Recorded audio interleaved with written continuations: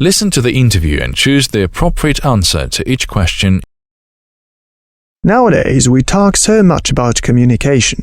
We've invited here Miss Ruth Archer, a specialist in this field. Good morning, Miss Archer. Good morning. Please call me Ruth. Ruth, could you explain why learning to communicate is important?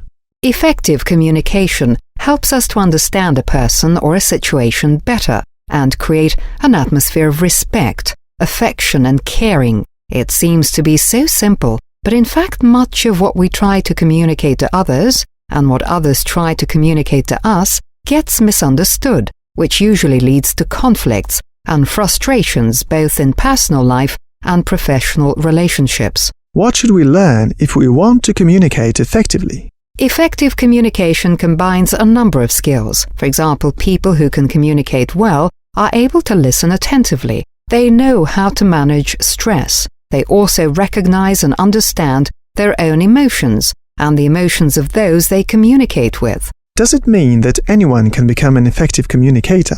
There is no doubt about it. Anyone is able to learn the ABC of effective communication. And to begin with, they should pay attention to listening, one of the most important aspects of effective communication. Successful listeners don't just understand the words and information being communicated, but also know what the speaker feels about. Successful listeners don't just understand the words and information being communicated, but also know what the speaker feels about what they are saying, so they can make the speaker feel heard and understood, make them feel safe, calm them down.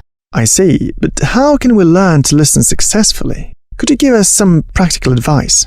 Certainly. First of all, concentrate fully on the speaker, his or her body language. Try not to miss anything. Don't interrupt. Control your facial expression. If you don't agree with the speaker, don't hurry to criticize them. Show your interest in what is being said. Smile at the speaker. Encourage him or her to continue with words like yes or uh-huh. Ruth, you mentioned the speaker's body language. Is it equally important?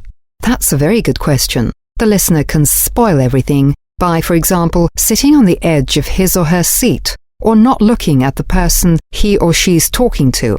On the other hand, using positive body language, nodding your head, smiling, maintaining eye contact, can make the speaker feel more confident and put the speaker at ease. What, in your view, is the most difficult skill to learn? Probably it is managing stress. At least it's the most difficult thing for me. It's taken me a lot of time and effort to learn it. Really? And what exactly helps you to overcome stress, to calm down? Okay, these are some of my little secrets. I always take a moment to calm down before I speak. I try to look for humor in the situation, share a joke or tell an amusing story. In many cases, I'm ready to compromise. If the argument becomes too hot, I take a little break, for example, offer a cup of coffee. I'm sure your advice can be very useful to our listeners. Thanks very much for your time.